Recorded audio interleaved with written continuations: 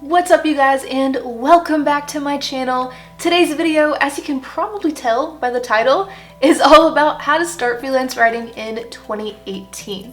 So if you've been around my channel a while, you know that I talk about this sort of thing kind of a lot, but I really just wanted to create a new, comprehensive, updated guide with the 6 steps for you to start freelance writing and land clients and all that good stuff. Now, before we jump in, as always, throw a like my way if you enjoyed this video. It really does help my channel out.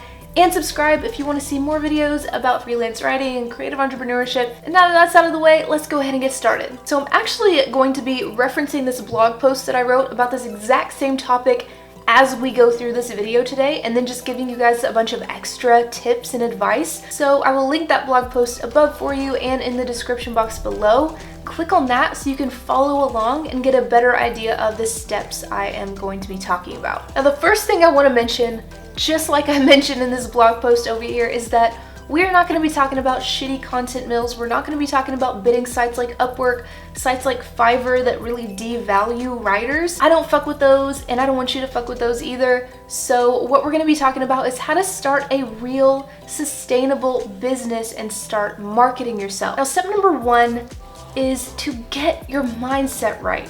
And stick with me here because I know this doesn't sound like practical, it doesn't sound like a real tip, but this is so important and so key to your success as a freelance writer or really any type of business owner.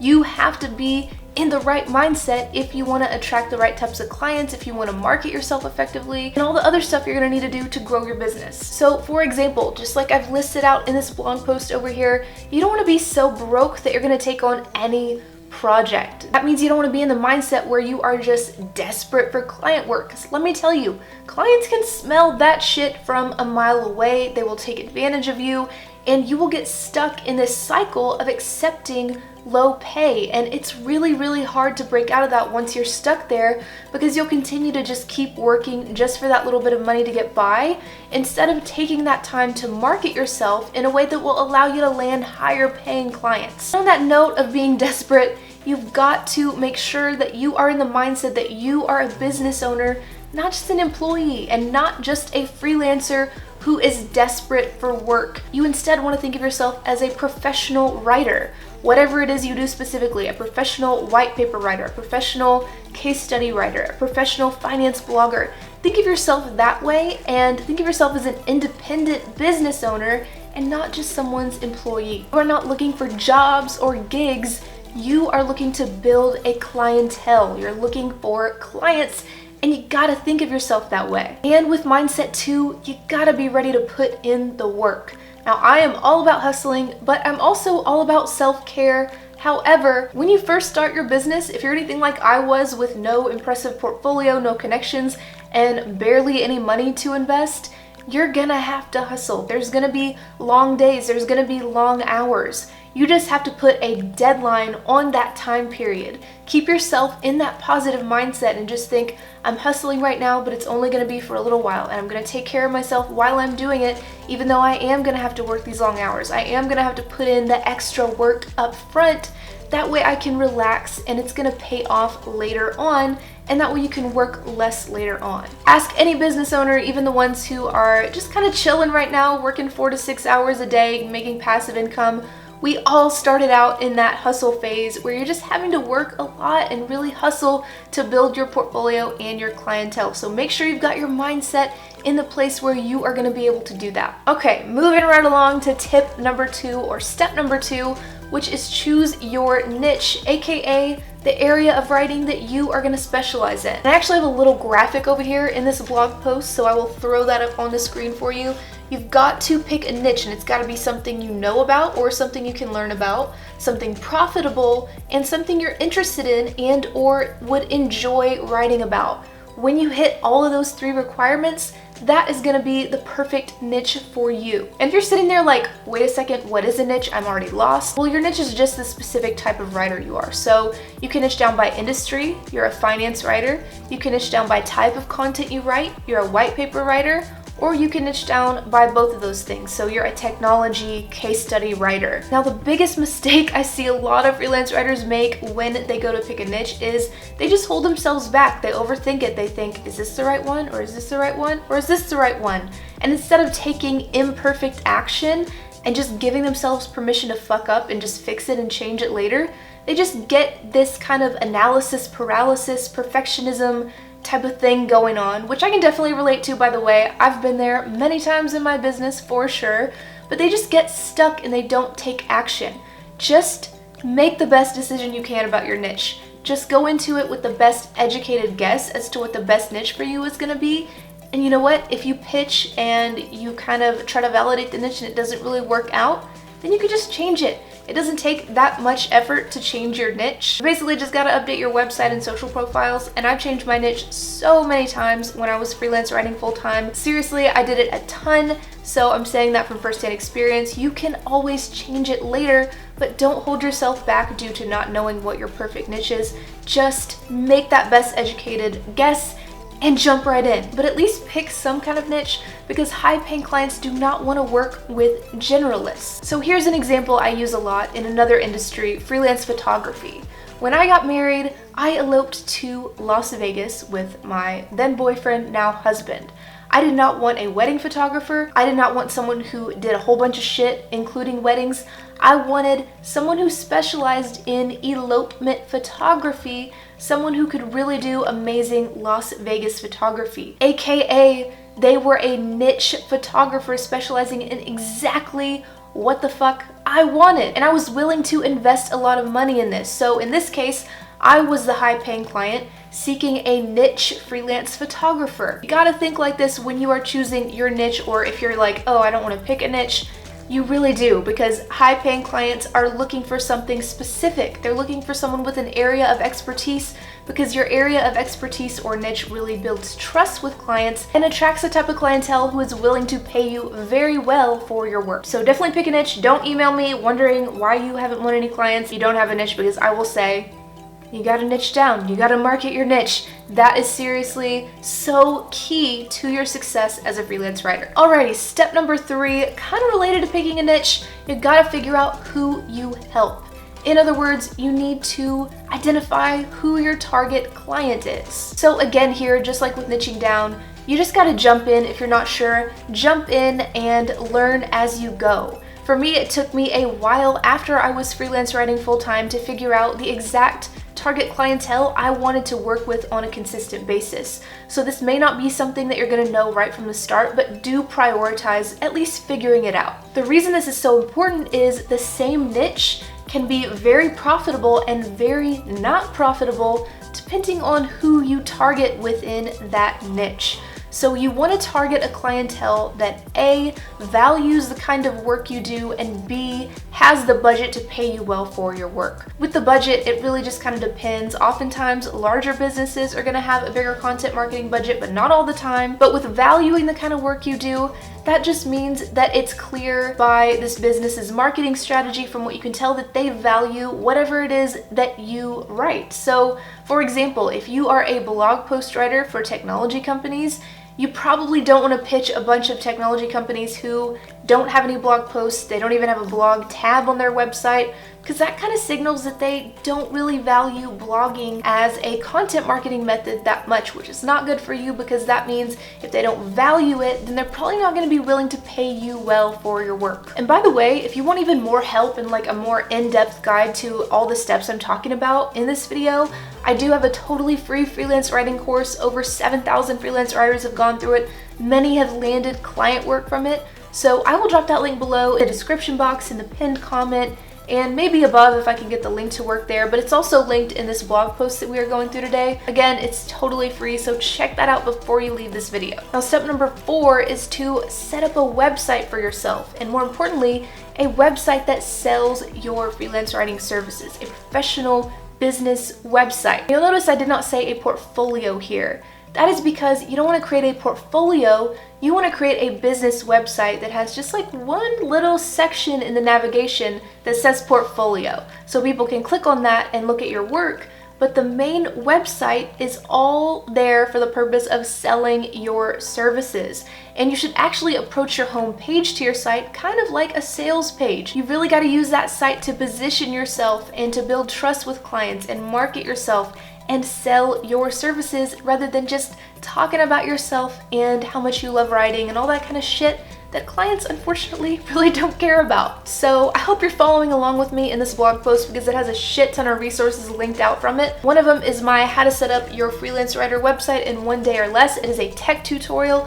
Head over there and click on that. If you don't have a site, you need to get that done. So that will walk you through that entire process. But other than that, just a few tips for setting up your site so that it sells. Well, one of them is to put your niche in a big headline on your home page. The reason for this is because you want your niche to be immediately clear. The second someone lands on your website, they should know this person does this kind of writing. That is their area of specialty, because that is going to build trust with that person right away, and therefore make it easier for you to land clients. And especially if you're like me, when I started out, I didn't have a whole lot of testimonials, an impressive portfolio, or much going for me, really. If you can relate to that, then know that your niche will help you so much. The reason why is before a client will hire you, they must trust you. And if you don't have trust building elements like social proof and testimonials and all that kind of stuff, what you do have is your niche expertise in your area of specialty, and you can use that to build trust with your target clients to the point where they will hire you. Another tip for your website is to tailor everything to your target clientele. So again, it may take you a little while to figure out exactly the clientele you want to target within your niche,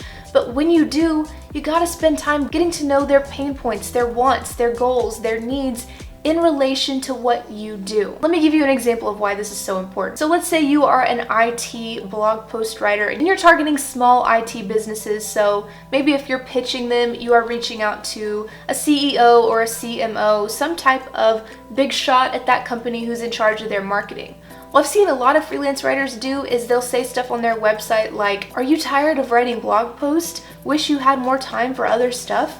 Let me take over the blog post writing for you," and so on, and yeah, you get the picture. The problem with that is, if you're targeting CEOs and CMOs at really small IT businesses, they are probably not the ones doing the writing.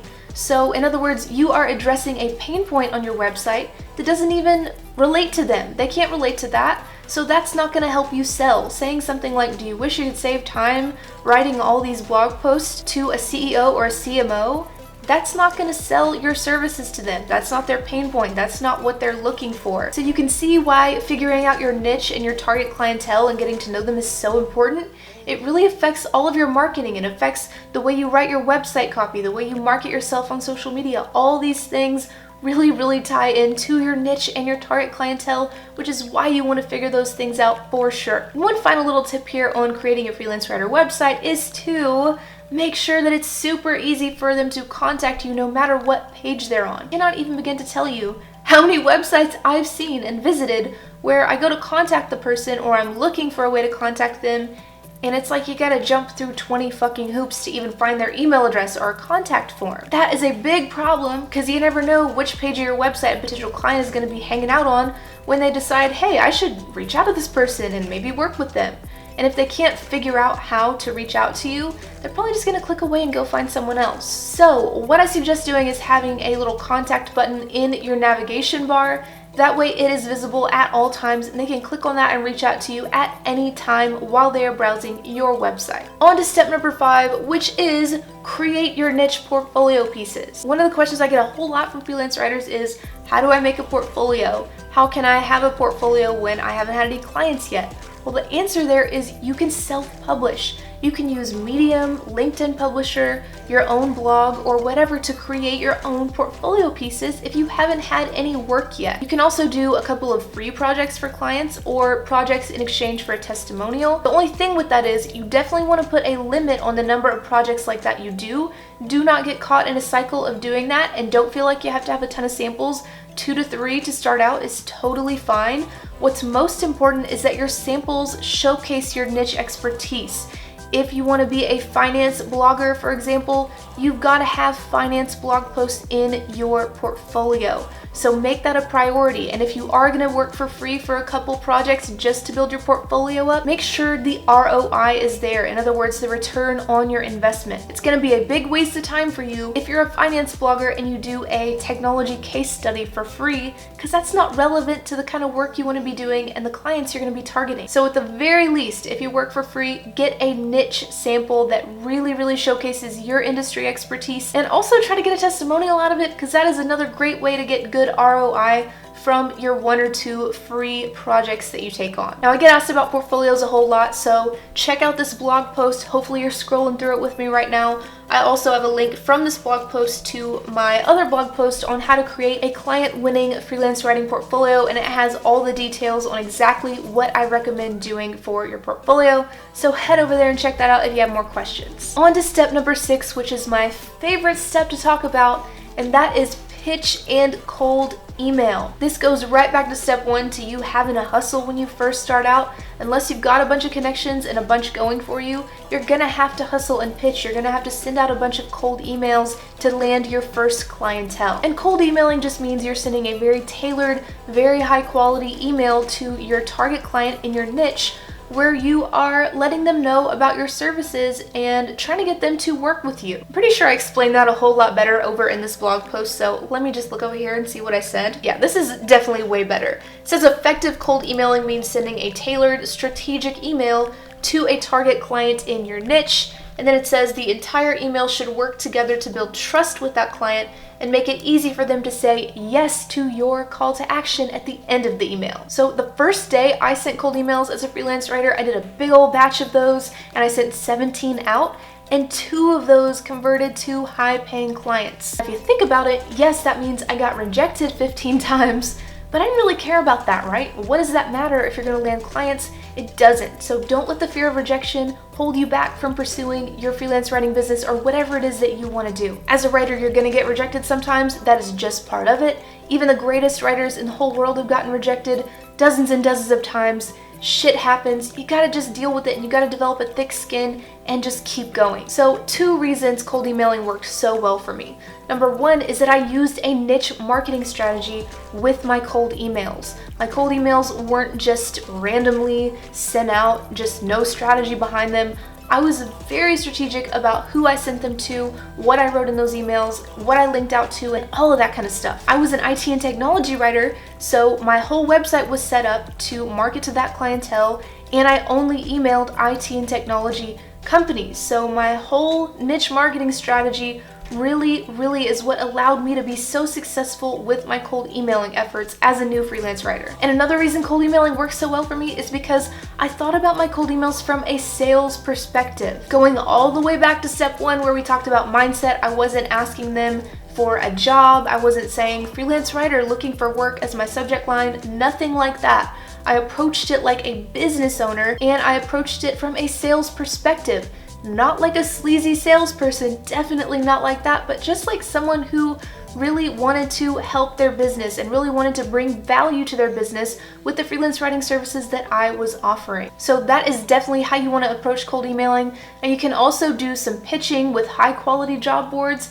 If you're gonna go the job board route, I totally understand because I did that at first, but don't use Upwork and Fiverr and that type of thing. The ones that I use were higher quality job boards like the ProBlogger job board, and I've used ClearVoice before, stuff like that where you can find better quality clients. Now, with stuff like the ProBlogger job board, you still gotta look for red flags. There's still gonna be shitty clients on there, but I have found some really high paying clients on there too, so it's all about, again, that mindset, looking for red flags and figuring out what your niche is and pitching clients within your niche. And I will link some more free resources down below in the description box for you guys, like the job boards I just talked about and some cold emailing resources for you.